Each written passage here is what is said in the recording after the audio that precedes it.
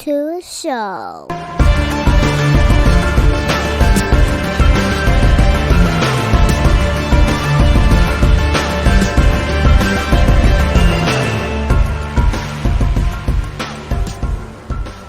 What's going on, everybody? Welcome back to another episode of Off the Mats Podcast. My guest for this episode is going to be Mr. Shane Sorensen, and he's author of Renaissance Wisdom, How to Flourish in the Modern Day.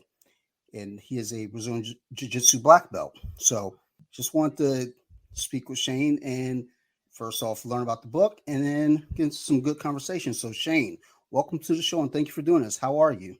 Hey, I'm doing well. Thanks so much for having me. I'm excited to come on and talk a little bit of philosophy and some jiu-jitsu. It's going to be fun. So Absolutely. And leading into this, when I was reading the book, first, as I'm reading the book, I was like, okay, just trying to find free time to sit down and read. I was like, okay, let me see if I can get at least my phone to dictate it to me. And then that was a game changer. I was like, okay, now I can walk around work. I can be on the exercise bike, all these different things. And just listening to the book, it was really putting me into, it's almost kind of like you found me almost at a point where I think I maybe needed it most because there's some points that were being made. And I was just thinking, early on in the book, this kind of speaks to me a little bit.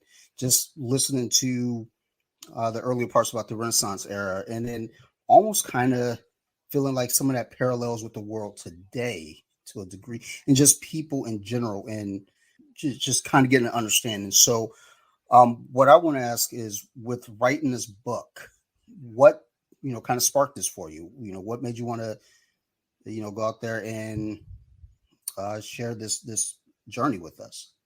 yeah, I mean, it's kind of interesting. Like I get asked this question a lot because it's not a lot of people will sit down and put in the time to write a book, and especially I'm not a professional writer or anything like that. I've done some freelance blogging. I've done some things like that, but I've never made a career out of writing. It's not my career. It's something that I just the actual book idea started out when I'm 33. It started out when I was in my mid 20s. I was running this self-improvement blog. I was kind of taking some time from jiu-jitsu. I was a purple belt, competitive purple belt at the time, and I was running this like really cheesy like self-improvement blog. That was my thing. Like I was going to change the world. I was 23. I was like starry-eyed and I thought I was going to do this really big thing. And I had this kind of like cheesy idea for a book about, like 12 easy hacks to think like a Renaissance man or something like that, and the idea evolved over like a 10-year period. And I would say like in my mid 20s, I really started getting into philosophy. So it's been about 10 years I've been kind of self-studying and self-reading philosophy now. And as my love of philosophy kind of bloomed and developed, the idea of the book was kind of always in the back of my mind. And I decided that I just wanted to write it. And it kind of evolved. So there was like a first writing and then a second writing and then a rewriting and another rewriting. And over the many kind of versions of the book, I think came into the idea that philosophy was what I really wanted to focus on in the book. Okay. And did you go to school for philosophy or anything or? I didn't. So I've done a lot of different like little careers and jobs. I worked as a nurse for about 6 years, and then I got out of nursing. And currently, I'm a manager and partial owner of a chain of gyms here in the Atlanta area. Used to be called Tap Out Fitness, but it's now called ATL Fitness 24/7. So it's like a 24-hour gym, and we also have like boxing and kickboxing. So that's my day job. Like I said, this is philosophy has just been something that's been a passion of mine, and it's interesting, right? Like the genesis of philosophy, I think, and I think about this a lot.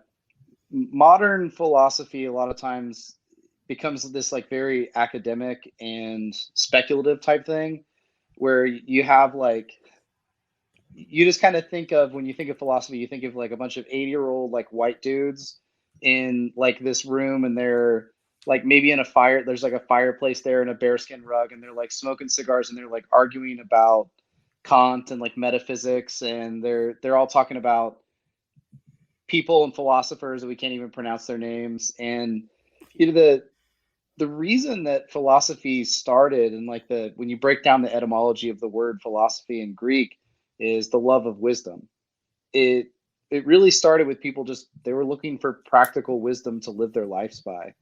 And I think that's maybe one of maybe like one of the problems and the misconceptions with philosophy is that we think that it's kind of like a career now, like it's this academic thing, and people I think tend to forget the genesis of philosophy, which was just it's practical wisdom to live a better life, to be a better human being, to find peace, to find happiness, wisdom, tranquility. That's really where it started and kind of what it's all about. Yeah.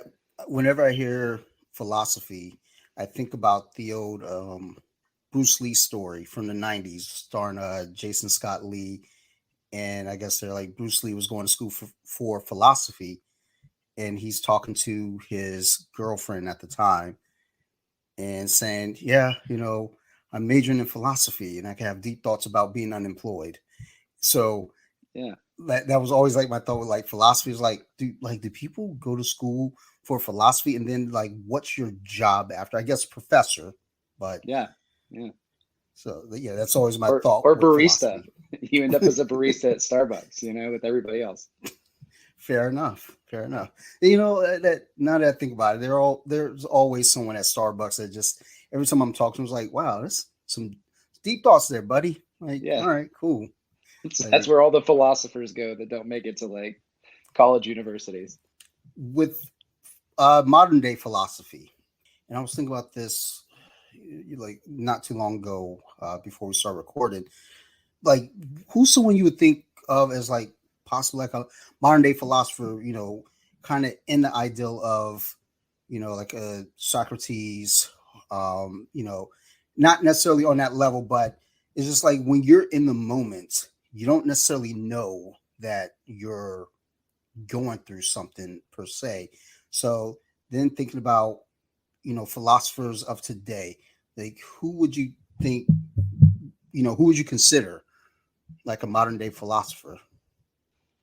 Uh, it's so tough, especially like because when you get into the more modern philosophy, I mean, you have like academia, which I'm not familiar with the academia of like the really modern philosophers. I couldn't tell you who's the cutting edge person that has the cutting edge theory on like whatever is going on right now in popular modern philosophy on an academic level. I'll say that like practically, I hear a lot of people mention, people like Jordan Peterson or, I mean, there's a lot of people who are essentially like philosophers in a way. I mean, philosophy again, just when you kind of define it as like the search of wisdom. I mean, anybody who's a deep thinker, anybody who questions things or tries to think freely or essentially tries to look at the world and dissect things and figure things out. I mean, you have a philosopher's spirit, and something that you said in the intro that actually like kind of made me think, right, was when you said, hey, I know nothing. Well, that's like I'm sure you remember reading the book or whatever, but there's a famous story about Socrates on trial, and it's one of my favorite stories from philosophy. And basically, one of his friends goes and asks this oracle at Delphi who the wisest person in Athens is, and they say Socrates.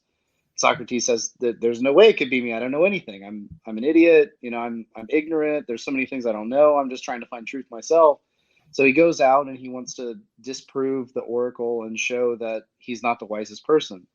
So he goes to the politicians and he realizes that, like, even though the politicians have all this power, they think they know everything, and they're really just full of hot air. And then he goes to the poets and he realizes that even though they write beautiful poetry, they can't even explain how they come up with this poetry or where it comes from. It's like this divine bout of inspiration. It's not even built on any kind of logic. And then, he goes to the merchants and he realizes that, even though they're very successful and they have all this money, they basically don't know anything about anything except for making money. And they're actually very ignorant of things like how to be happy, or some of the more like practical pieces that you can pull from philosophy. And he comes to the conclusion that he actually is the wisest person, but that's only because he realizes how little he knows. Um, and that's like, to me, like when you see someone with a curious spirit, someone who's willing to question their own preconceived notions on things, to go out to examine, to try to learn new things. I mean, that's a philosopher to me. So I think there is a little bit of that spirit left, but I think that that spirit is becoming more and more rare in our day and age, I think. Yeah, that's it's true. It feels like um I don't know. It just feels like these days, especially, there are thinkers, there are deep thinkers, but I also feel like at times there are individuals that fake it till they make it. You know, they know a lot of big words, but don't really know what those big words mean. And I've been guilty of doing that sometimes. Just messing with my friends on the basketball court. I'll say something. They're like, "Oh, okay," like autodidactic. They're like, "Oh, dude, that's a school word." I'm like, "Yeah, yeah." Don't ask me what it means though. Yeah. Uh, so, but with kind of modern thinkers in just where we are as a world, like, what do you think is kind of a cause of that may have people kind of waning away from it, possibly? Okay. Yeah. I mean, I think that's a really good question. So, like, one of the things that I talk about in the book, and really, really what my book is, I think if you boiled it down to its essence, is it's a call to awaken the individual within each one of us. I think that we've really lost our sense of individuality as Americans, and really globally, but especially Americans. Um, I think our culture is basically has become cannibalistic. I think that we're basically just kind of tearing ourselves apart. I think that we've become very, very consumerist as a society. I think that we're much more motivated by narratives and advertisers and outside influences than we are by our own kind of like free thinking and our own curiosity. And it's funny because you would look at America and you would say, like, we're a very me centric society, like it's all about us, but we're kind of chasing the desires that someone's told us to chase. Very, very few people are living a life where they're pursuing something that's really truly meaningful to themselves. They're spending a lot more time chasing things that they think that they need for validation of their ego or to fit in. Things like they're trying to get that new luxury car, they're trying to get that brand new iPhone, they're trying to curate their life perfectly on Instagram so that everyone sees how perfect their life is and how great their family is. And in the pursuit of those things, I think that we've really, really lost connection with ourselves. Like what makes us tick, who we are as individuals, what our passions are, our curiosity. I think that there's a light kind of within each one of us, and I think that the world has it's just become so loud, it's become so noisy that it kind of drowns that light out. And I think that that's really, like I said, my book more than anything is a call to kind of awaken that individual within each one of us. Sure, absolutely. And as you're just saying, you know one of the things about what, at least I feel like, and I talk about this sometimes with my wife, like the consumerism, like everyone always wanting, like it's not even needing, but it's just wanting, you know, a Mercedes Benz, just for the sake of, being able to say, hey, I'm in a Benz, or, the new iPhone when you just got a new iPhone last summer. Yeah. But the new iPhone, yeah, but it does what the last iPhone did. Yeah, but it's the 13. All right, but why do you need it? It's like, keeping up with the Joneses, keeping up with the Kardashians, I guess, these days. And I think what comes with that consumerism as well is even with our jobs, where, a lot of times maybe we don't get time to kind of have those deep thoughts and free thinking because, we're saddled in, a job for 8 hours, sometimes more, not really getting a chance to focus on our own thoughts and focus on ourselves and just being a human. So, yeah, we, we've we've kind of fallen a long way down. It seems like. Yeah.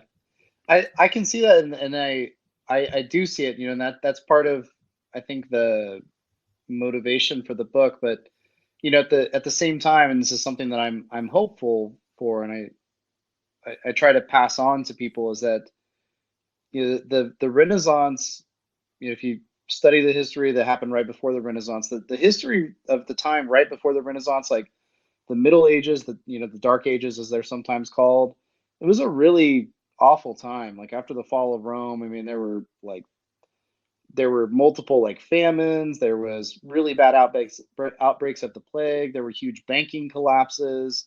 I mean, just in Italy alone, I mean, it was like hell on earth for these people. Like you read accounts from authors at the early days of the Renaissance, like men like Petrarch and like Giovanni Boccaccio, and they write accounts of the plague in Florence, and they basically just tell you it's so awful that if you weren't there, you would never believe how awful it was. Like there were just dead bodies completely lying in the streets. Like governments broke down.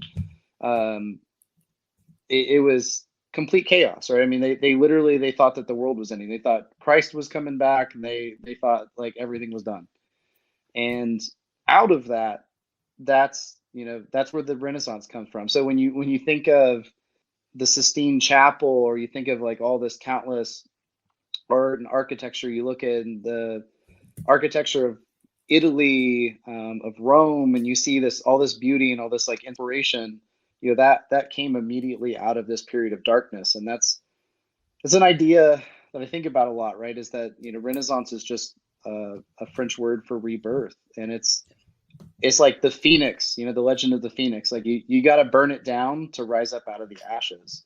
So I think that's kind of the glass is half full kind of way to look at it. Like things have gotten pretty crappy, but um, sometimes when things get crappy enough, it really motivates people to kind of snap out of it and make a positive change. That's what I'm hopeful for. Sure, it's like in The Crow, where they say it can't rain all the time.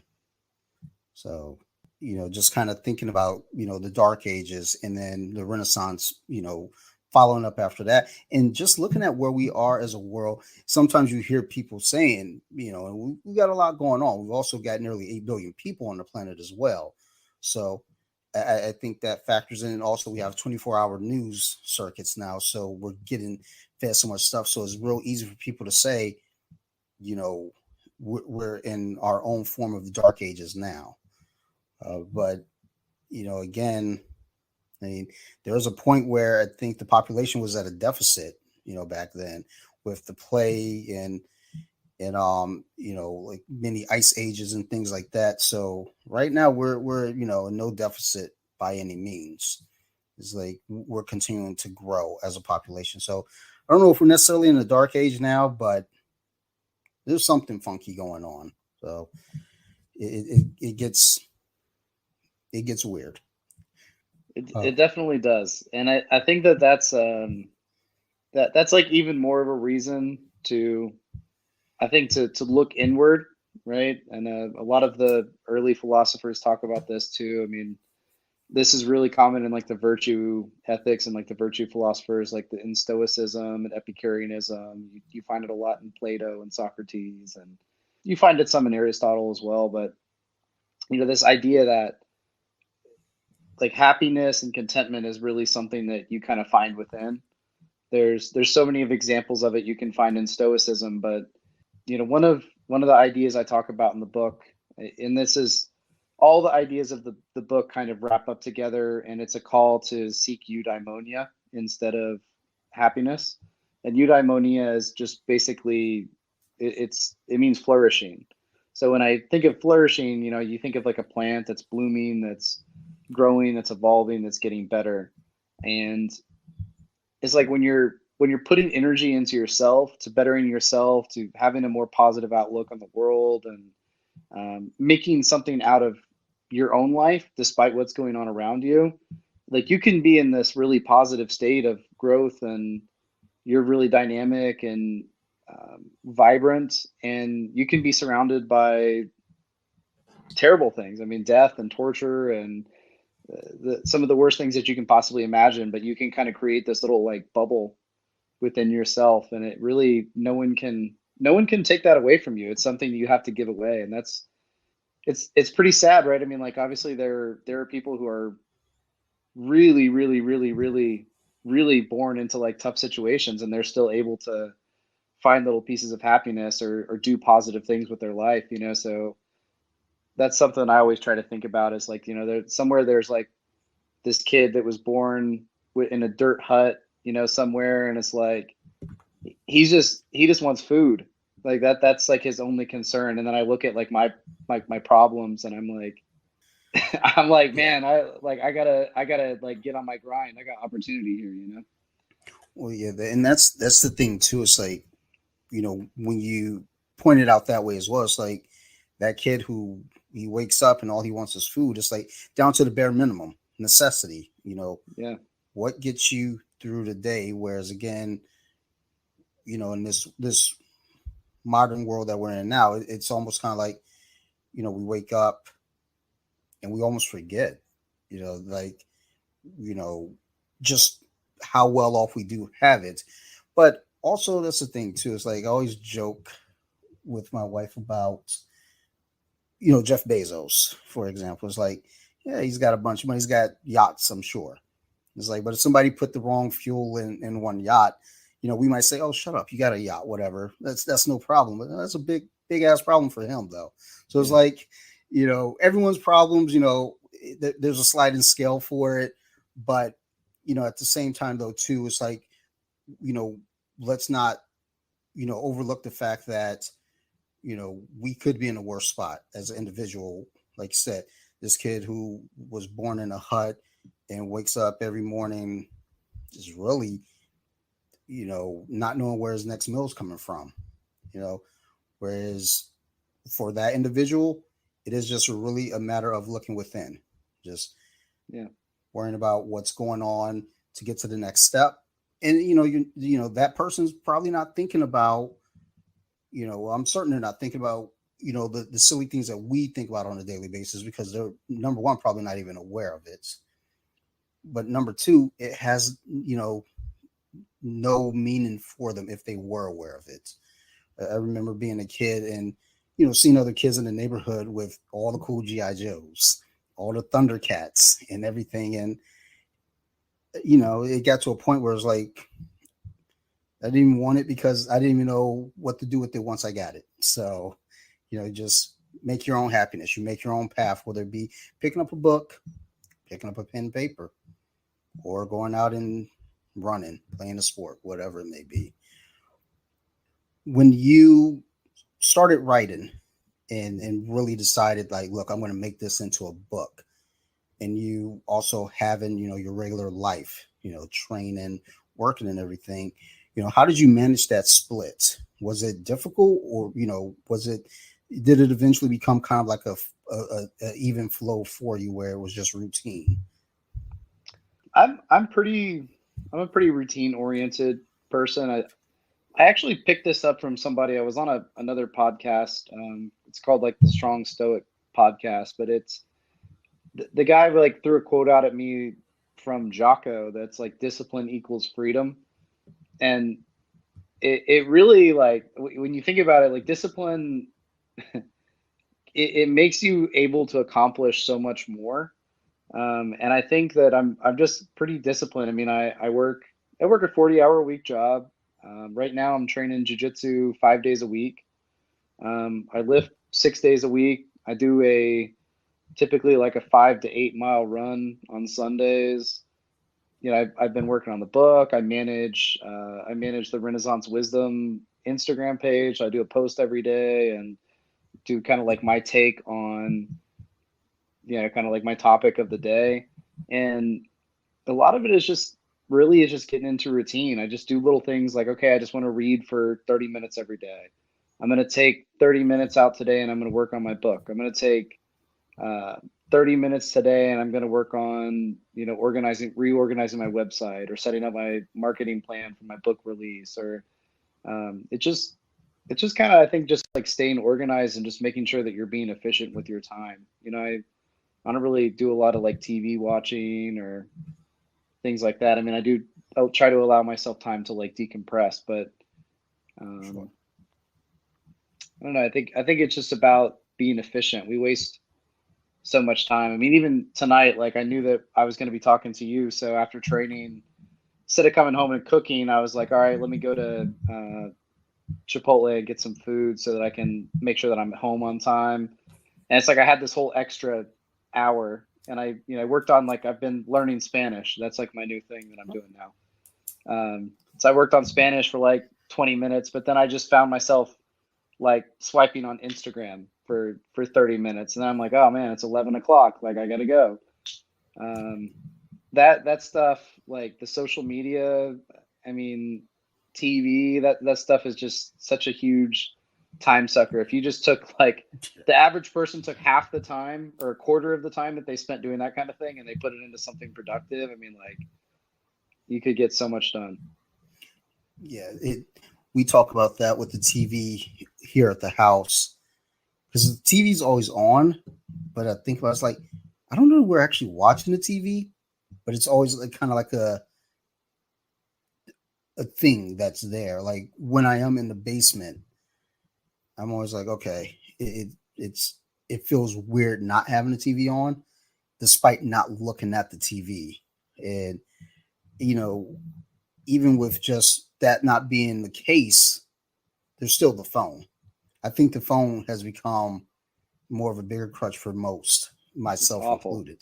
It's in your hand all the time. It's Hmm. always there. It's all like there's this nagging like anxiety in your head to just like pick it up and like start swiping, like just Yeah. doom scroll.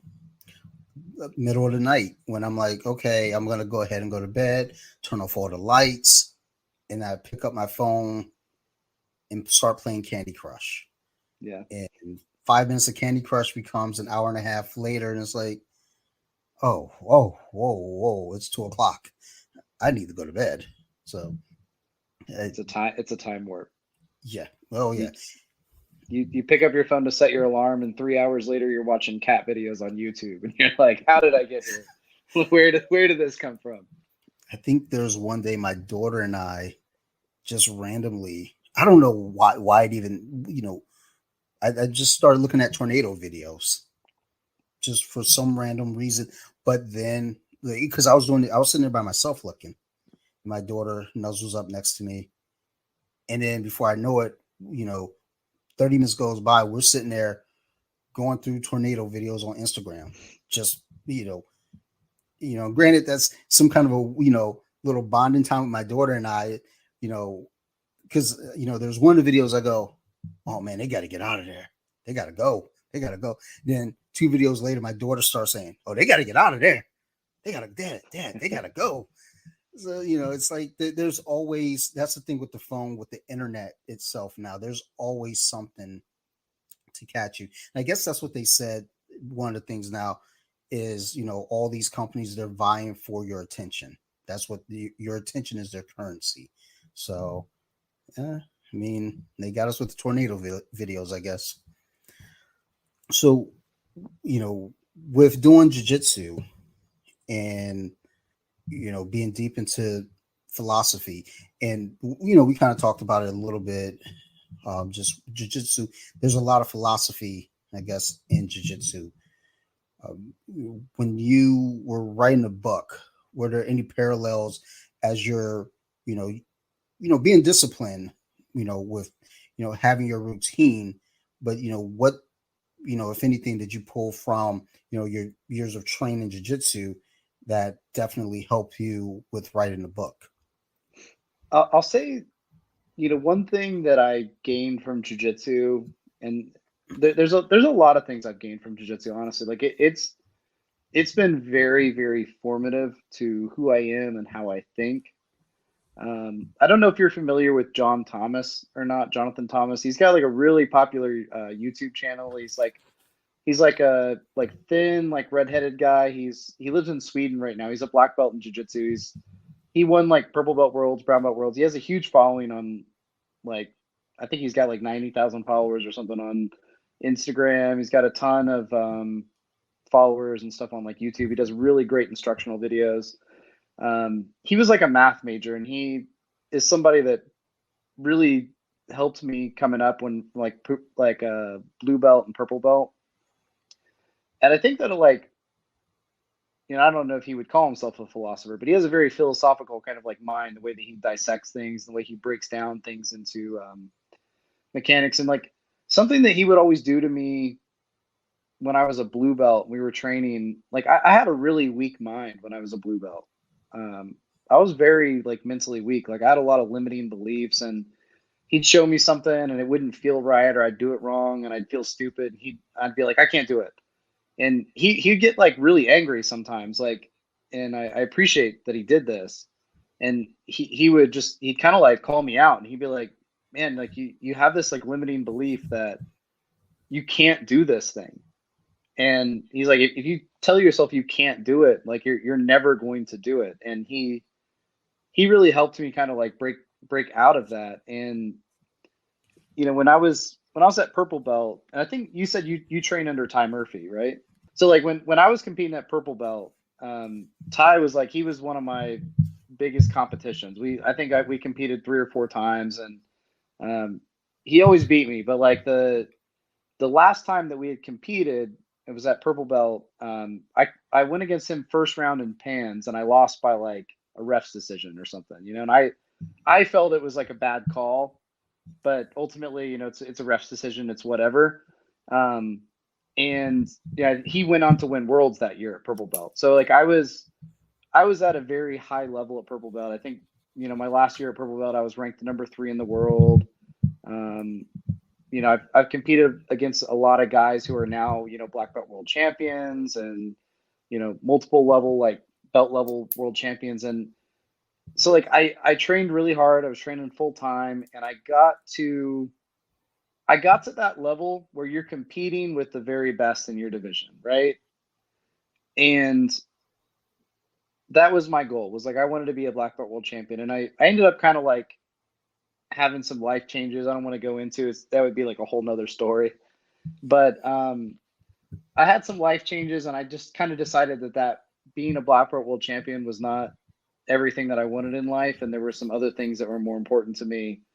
Because I looked at what I was doing, and I was training like 6-7 hours a day, like constantly watching video, 5 days a week, just training all the time, spending all my money to go compete in IBJJF tournaments every month. And I kind of asked myself, like, why am I doing this? Like, who am I trying to prove something to? Like, why do I need this like gold medal from the world championship so bad to validate me as a human being? And I started putting my energy into different areas.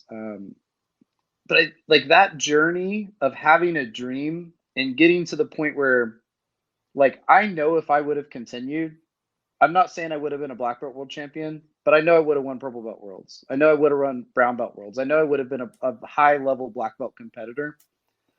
And like knowing that I came from being a really crappy blue belt in Indiana, and I moved to Atlanta to like pursue a dream, and I could have done it.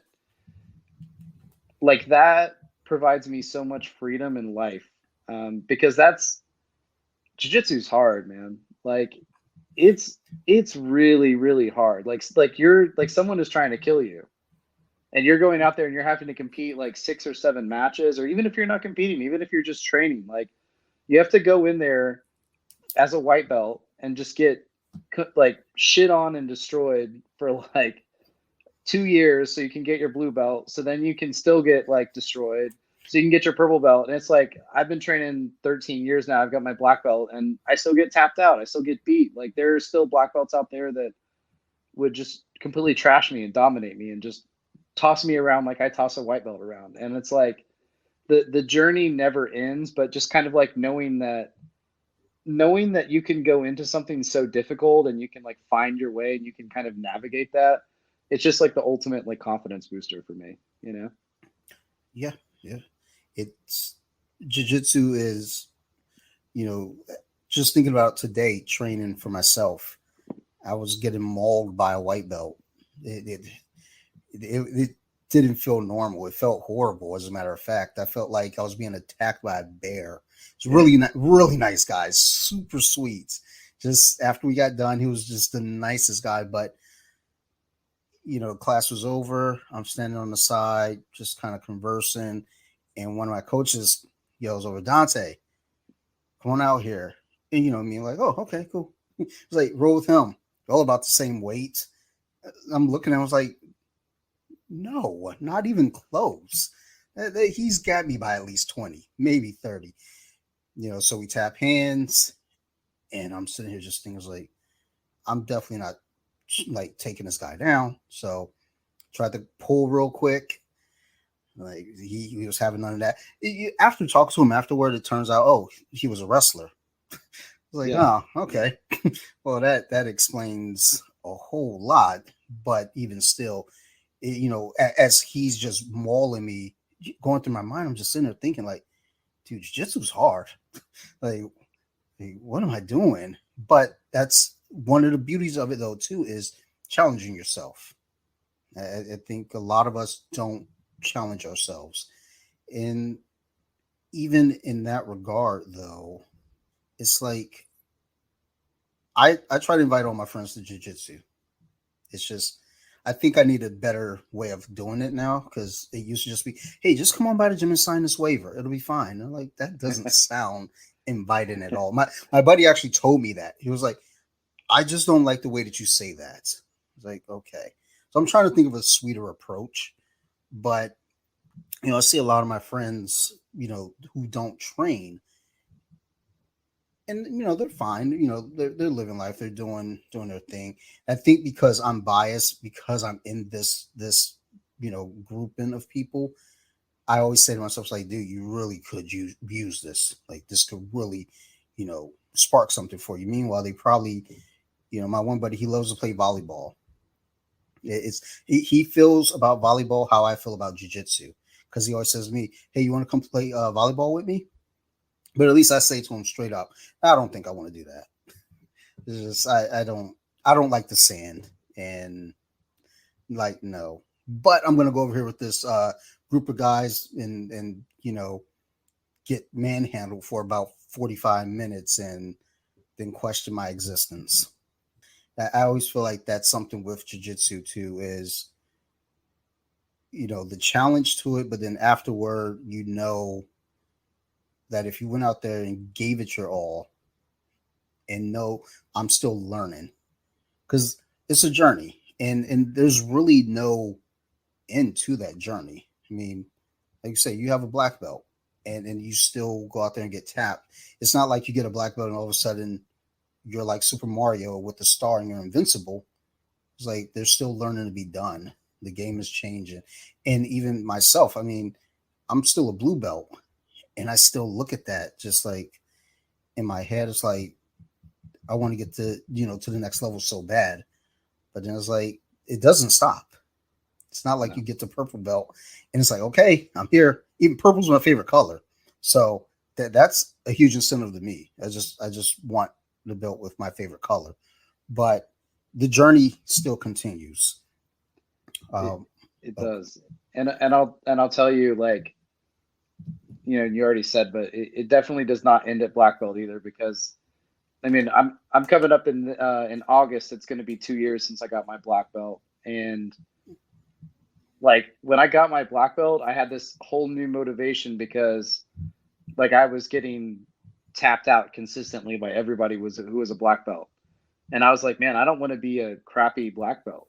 Like, I feel like I'm a crappy black belt now. Like, I went from being like a good brown belt to being like a crappy black belt. Like, if I was a brown belt and a black belt tapped me out, in my head, I can be like, oh, well, I'm a brown belt. It's okay. Like, but now I'm a black belt, and it's like, I don't want to get tapped out by all the black belts. So I'm like, okay, now I just need to like get where I'm not getting tapped out. And then you're like, okay, now I want to get where I'm tapping out other black belts. And it's like, not that at all should be the measure of like how you're doing, who you're tapping out or getting tapped out by. But I think it became very like obvious to me that once I got my black belt, I was like, man, this is like a whole new journey, because now I'm just trying to be a good black belt.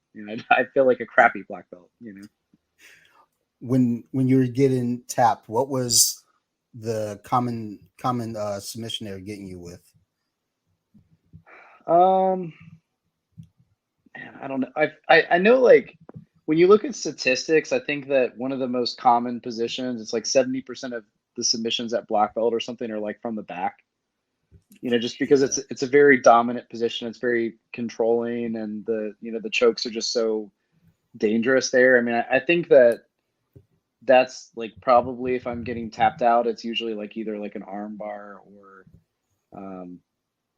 some kind of back attack. I got like heel hooked on Tuesday night, like no gi. That was kind of new because I've been trying to play more leg locks and that kind of thing. So typically my response to like leg attacks is I just kind of try to smash or like run away from them. I just refuse to play them. And now that I'm trying to learn them a little bit more, I tend to get caught with them more just because I'm going for them. So my feet tend to be more vulnerable as well. So, yeah, it really, the learning, and that's like a really important tie-in between philosophy, like going back to where we talked about like Socrates and that realizing that you don't know anything. That's a huge part of your jiu-jitsu journey, is like, when you start feeling like you're a real jiu-jitsu badass and you know everything, like you're going to stop making a lot of progress. Like, you're at your best when you go out there to training and you're just trying to learn. Like, you don't care about getting tapped out or tapping somebody else out, but you really focus on just getting better, like improving yourself. And just, I think that's part of the biggest benefit of jiu-jitsu, is that like ego destruction. Yeah. Yep. You have to be humbled. Like, if you're a black belt, like, you pretty much have to be a humble person, because it's like you've gotten destroyed so many times, you've gotten tapped out so many times by the time you've gotten to black belt, that it's like you just can't think too much of yourself, because you just had to have seen how bad people can really be out there, like how much better somebody can be. I've always feel like when I think about getting tapped, and especially at the lower belts, that's where the ego is super heavy. When you come in as a white belt, and there's a period as a white belt, at least for myself, I was able to kind of get rid of the ego and say, you know what, it doesn't matter. I'm gonna go in here, because if you're not getting tapped, you're not taking risks. You're not trying to, Yeah. You're staying in a comfort zone of, Yep. That's never going to get you any better. You're just going to, you might be really good at whatever that one thing is, but you're not growing in any other areas.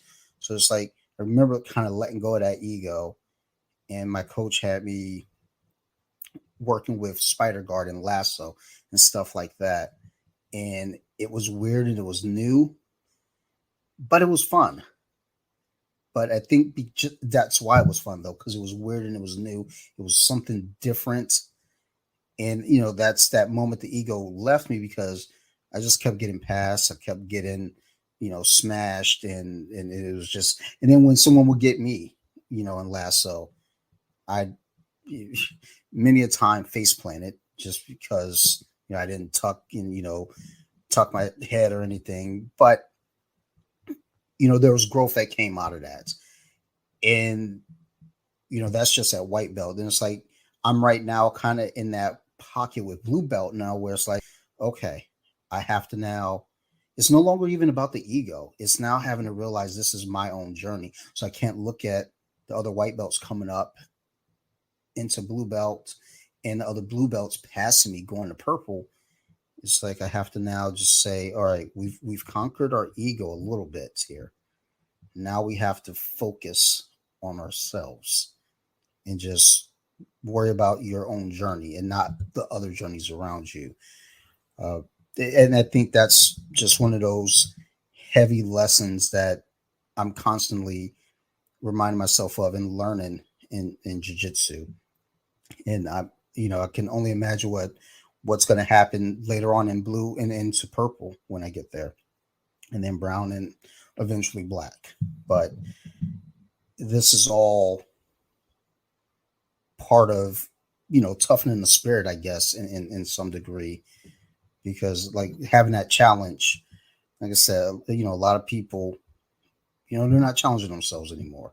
They're not tickling the spirit and setting their souls on fire or anything. They're just kind of eh, you know sit down, flip through their phone, flip through the TV, you know maybe go out, get some ice cream, things like that. And it's not to say don't treat yourself. I like ice cream. Yeah. I use my daughter as an excuse to indulge in ice cream. I'll say, hey, honey bunny, you want to go get ice cream? Yeah. She made the choice. Okay, yeah, I guess the day that she says no, I should be really, really kind of confused. Like, you're 7 and you said no to ice cream? What's wrong with you? So in the book you talk about humanism. Can you, I guess, kind of explain that a little bit to me? A little, I guess, a little bit more detailed with humanism. Sure. So yeah, like I would say with humanism, so like there's a modern humanism which is very different than a Renaissance humanism. It has some similarities, but like modern humanism is a more of like a secular thing, so it's not really tied up into religion at all. Where Renaissance humanists, like because of the time frame, most of these people were Christian, so that it did kind of affect the view that people had on life, through a humanistic like lens. Um, but the humanist movement, so one of the big things that they were focused on, aside from kind of the revival of like ancient texts, so they were really into like the ancient like Greek and Roman texts, but they were really into the humanities. So they studied things like history and philosophy and poetry and grammar, and they were looking at the works from the ancient world. So they were looking at works from men like Aristotle and Seneca and Cicero, also like Plato, and Socrates didn't write anything down, but we learned about Socrates through the writings of like Plato and Diogenes Laertius. But they were really, really, really focused on learning, and that was one of the most powerful things of the humanist movement, was just this focus on and this emphasis of like knowledge and self betterment.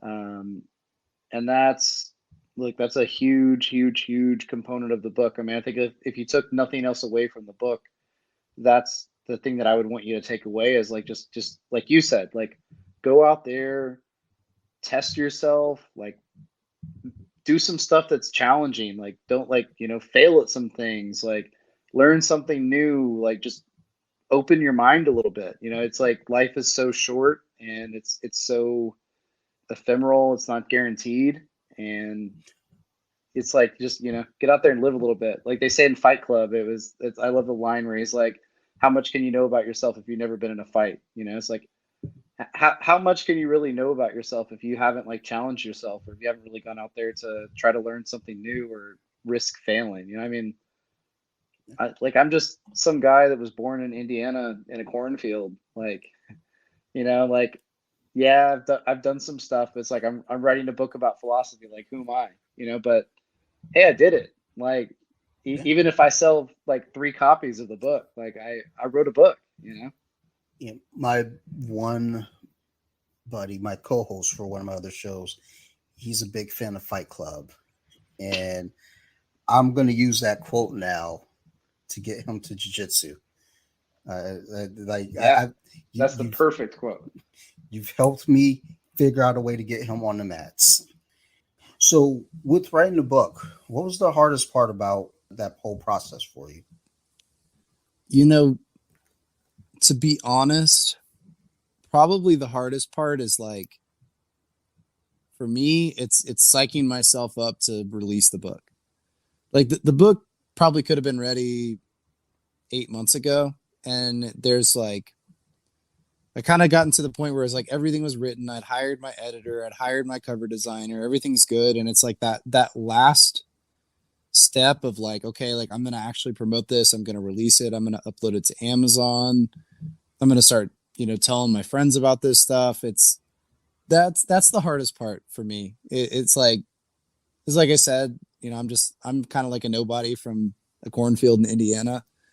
You get that like imposter syndrome, like who am I to be talking about philosophy, or what do I have to share with the world? And I think that's the hardest thing to overcome, and I still wrestle with it. It's like that kind of like that fear of failure, or that fear of what people might think about you, or that kind of thing.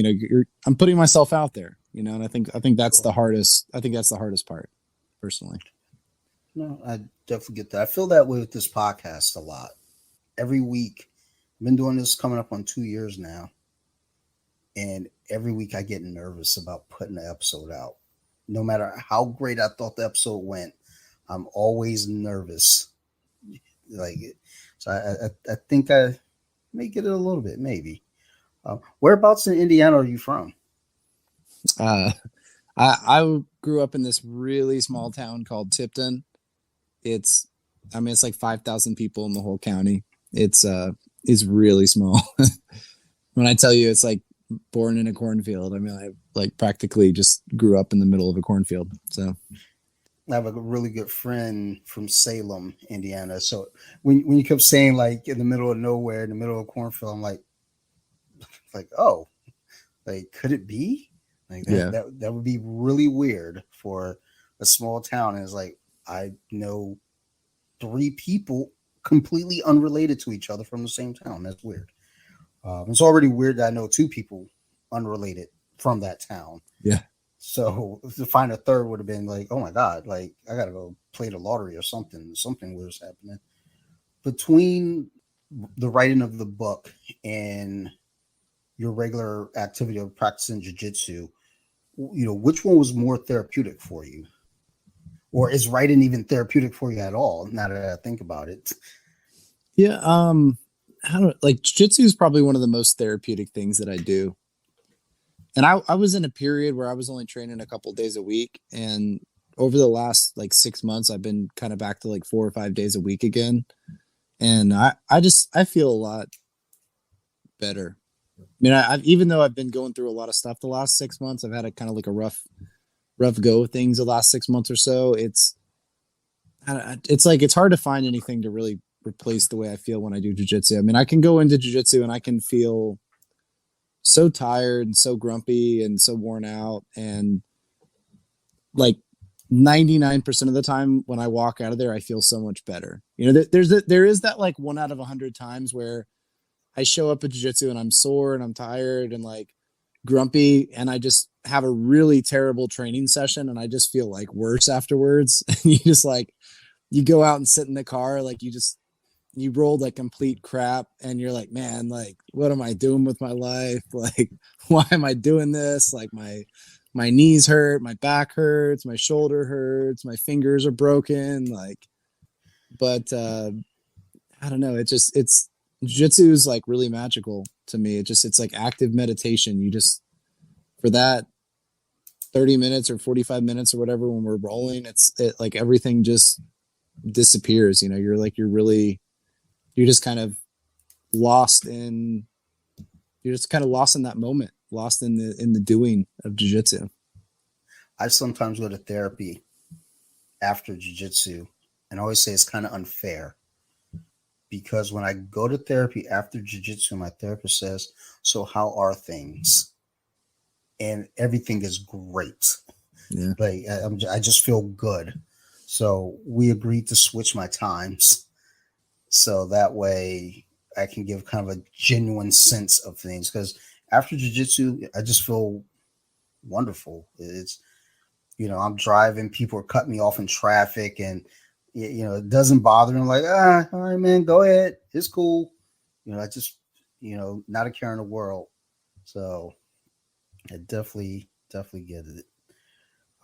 I know, with this book upcoming for release, and this is first book that's out. Are there any thoughts on possibly a second book or another writing project potentially? Yeah, I got several ideas. My favorite philosopher, even though he's not from the ancient world, actually is Nietzsche, and a lot of people are generally surprised by that, especially because I gravitate towards kind of like the ancient like virtue philosophers, and Nietzsche is very very different. I would love to write a book on his philosophy, kind of like a practical guide to Nietzsche's philosophy. Um, I don't think it's definitely not as warm and fuzzy as like Stoicism, for example. Stoicism's a lot more like marketable. Um, However, I think that Nietzsche's philosophy, when you really understand it, if you can get through it, it is the most powerful set of ideas I've ever run into. It's far more powerful than anything I've read in Stoicism or anything else. And then, I had another idea. I've got a secondary philosophy page called Philosophy Says. So I have Renaissance Wisdom, and then I have Philosophy Says. And Philosophy Says is actually a much larger page. I think it's got like 180,000 followers or something now, but it's,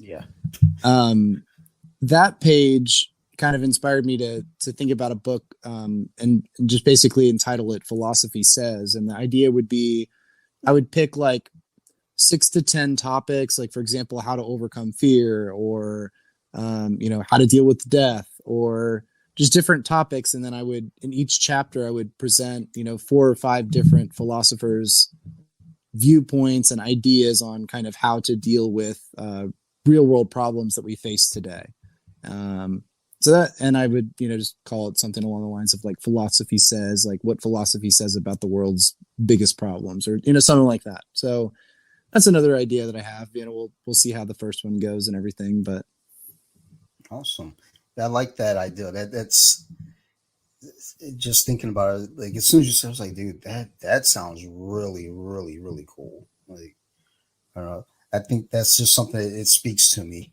It's like, because I feel like just sitting here talking with you and just hearing you, it's like, first off, it's getting me jazzed up to like train tomorrow. I'm like, oh, I can't wait to get on the mats. I'm excited. But then also just thinking about, again, as we're talking about, just challenges and the trials and tribulations of just not just training jiu-jitsu, but living life and getting through it. It's, every bit of what I, have gotten from your book thus far, I feel like that's pouring through through the screen right now. It's just like, dude, it's working for me. You're helping me. So hey, thank you. I appreciate that. And something that I try to think about is like, these things that I'm talking about, or like these ideas, it's like none of this stuff it's not like an original idea, right? I mean, and that's the whole thing of the book, is it's the Renaissance was a rebirth of wisdom from ancient Greece and ancient Rome. And that's like, I'm calling for another Renaissance. Like why don't we reconnect to the same wisdom of Greece and Rome that inspired the Renaissance? I mean, it's like all these ideas, all these things that I'm talking about, they're, like I said, they're not new ideas. It's just, and that's why I guess like I don't feel like anything special. I just feel like I just was fortunate enough to be curious enough to read some of this stuff, and I think that's why I'm so passionate about kind of like sharing it, right? Is because it's really powerful stuff. There's so many powerful ideas and works that are out there that, and one of the saddest things for me is when when you see someone and like, I believe everybody has so much potential. Like every one of us has so much potential. Like maybe different potential, you know, some people they could be a supermodel. Some people can be a billionaire. Some people can be an athlete. Some people can just be a really great dad or husband, or, you know, can be like, there's so many different things that we can be, but everyone has so much potential. And it's so sad to see people like block their own potential. That's like one of the saddest things for me to experience and to see, is like when you see someone with so much talent, so much potential, and they're just in their own way, like they're in their own head, and they can't tap into that. I definitely can relate to that on some earlier points in life, like almost kind of like self-sabotage to some degree. Yeah. So it's definitely that's, you know, it's a sad thing to see. It's a sad thing to think about because, you know, like I said, I've been in that spot. I see some friends in that spot too. I had, you know, a couple of friends right now. I'm just like telling them, and sometimes it's my one buddy. He would always tell me, "Experience is the best teacher."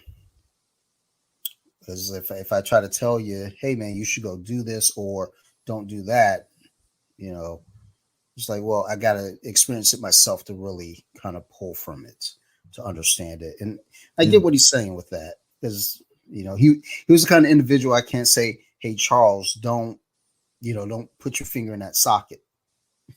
It's like, well, I mean, that should be common sense, but he's like, well, no, let me see why not to do that. Okay, gets a little bit of a jolt, and you're like, okay, I won't do that again.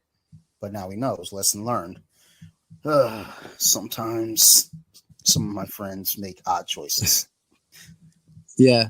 I think that's part of why I'm so into the history too, because it's like when you're reading history, reading biographies, because we're human beings and we tend to be able to like empathize. Like when someone tells you like, don't stick your finger in that light socket, you're like, okay, buddy, you know, like, okay. And then you like, then you stick your finger in the light socket, right? Because they told you not to. So you're motivated to do it.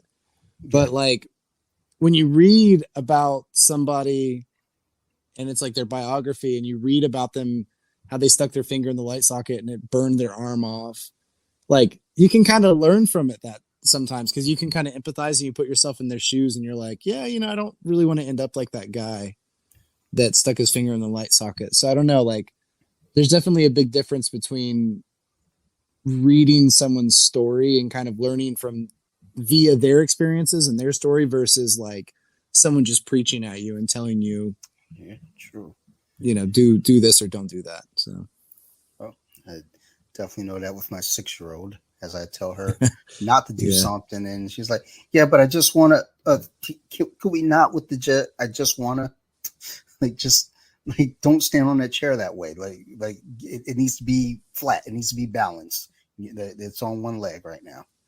Like, but some people just they gotta learn that way. During your writing process, it's just because I'm a snack guy and I always want to know people's food. Did you have a favorite snack while writing? I don't know. I'm not really like a snack guy. I eat for like utility, basically. I drink a lot of protein shakes. I mostly plant-based. I mean, I do some meat. I still do fish and eggs, and I'm even doing, you know, meat a couple times a week now too. But I tend to stay more kind of plant-based. But I do like lots of smoothies, lots of fruit. I don't know. I don't really do a lot of snacking. When I eat, it's like, okay, I need fuel. So, or I'm just like, I'm doing it for an experience. Like I'll go to a nice restaurant and I mean, I love food, but, basically I'm either eating for utility or eating for like, I don't know, like the experience of doing, of doing a food that I really enjoy. If you ask me like, what's my favorite food, I guess I could kind of go down like, I mean, I'm a huge fan of like some really good, authentic, like sashimi, like go to like a really good Japanese spot and just get some like really, really good sushi rice and some sashimi and just kind of go to town. Not that that's really like a book snacking food, but It counts as a snack, though. I guess it counts as food. Like, I'm always interested in what people eat because I like food a lot. Uh, and sometimes I'll get in a weird mode where it's like in my mind I'm like it's just serving a purpose. I'm not eating it for the taste. Well, that's how I always say this to my co-host for the other show where we review beers. And I don't even know how I got suckered into this because I don't like the taste of alcohol of any sort. It's like if I'm drinking alcohol, it's just for the purpose of it getting the job done. I'm not like, you know, this bourbon is really tasty. It's real smooth. Like, no, it's gross. It all tastes gross to me. If you could send a message to the entire world, what would you say in 30 seconds? oh man, this is such a big. I could tell when you were getting ready to ask it, this was going to be like the really tough one. Like we're ending off on the really tough one. Man, all right. So like 30 seconds, any message to the world, I would say basically, so you're capable of anything. You truly can do anything, but it's going to take practice and it's going to take dedication. The only thing that can stop you from accomplishing something that you really want to accomplish is yourself. You know, so like if you go out there, you work hard, you focus on the process and you focus on getting a little better each day, eventually you'll be able to accomplish the thing that you think was impossible today. Perfect timing. Yeah. I was trying to watch the clock. It's like you had 4 seconds. Yeah. Or actually, well, 3. So thank you for that, Shane. This was awesome. This was informative and just hopeful to myself. Hopefully the listeners really could sink into this as well. Shout outs, mentions before we get out of here. Well, yeah, I mean, look, I'd obviously anybody who's listening to the cast today, you know, I've got 2 Instagram pages. One is at Renaissance Wisdom. The other one is at Philosophy Says. Feel free to you know, give me a follow on there. I post daily, kind of have like some inspirational quotes and kind of like my take on, you know, the daily topic. And then obviously the other thing I would say is the book's going to be coming out. It's on Amazon right now for ebook pre-sale. So you can find it by searching Renaissance Wisdom, How to Flourish in the Modern Day. The paperback and hardback will be coming out on July 1st. You can go through the link on my website at renaissance-wisdom.com, or you can go to my Instagram and look up on my link tree. If you want to put in your email address, I'll send you out an email when the physical copies are ready. But in the meantime, you know, you can also just kind of follow the page where the ebook is, and on July 1st, the regular pages will pop up on there too. So other than that, you know, hey, shout out to Diego Saraiva, BJJ here in Atlanta. You know, Diego's a great guy. If you guys are ever in the area, we're pretty welcoming. Come through, get some good training. Diego's an awesome guy. I don't know. Tell Ty Murphy I said what's up. He was a great guy, man. Like we competed against each other all the time. We always shook hands. He was like a first class guy, you know, super respectful. We'd say what's up. We'd talk. We'd joke a little bit. You know, he's a champ on and off the mats, I'm sure, man. So absolutely, he's a great dude. So thank you again, Shane. This was awesome, and I'll put the Instagram links and the book link in the show notes as well for everyone. That'd be awesome. Yeah, appreciate that. And everyone listening, as always, thank you very much. I do appreciate all the downloads, all the listens, everything. I appreciate the support. This has been awesome. It's like I said earlier in the episode, I get nervous when I'm putting these out. I get nervous when I'm starting to record. So seeing people following and just listening to the show, it helps a lot. So thank you, everyone. I'd like to give a big shout out to my good friend Mike over there at Asgard 503, on Instagram, and also check out the websites, Asgard503.com. Go check out the gis, go check out the rash guards, the spats. Go give them a look. Mike puts it all into this. He's a hands-on type of guy, so go check out the materials, check out his wares. Also, big shout out to Armbar Attic, my good friends Eric and Allie. Go check out the website as well, and their Instagram and TikTok. They're funny kids, they're always out there putting together good little skits. And Allie's out there competing a lot lately, and she's kicking a lot of butt. So go check them out, support the team. Also, last shout out is to the podcast, So You Like Horror. Most recent episode, we talk about vampires. So if you're into that kind of stuff, you like horror movies, you like horror comic books, stories, all that stuff, go check it out. It's a lot of fun. We get silly sometimes. Otherwise, thank you, everyone. I love you all. You guys keep listening. I'm going to keep making these shows. Thank you, everybody, and goodbye.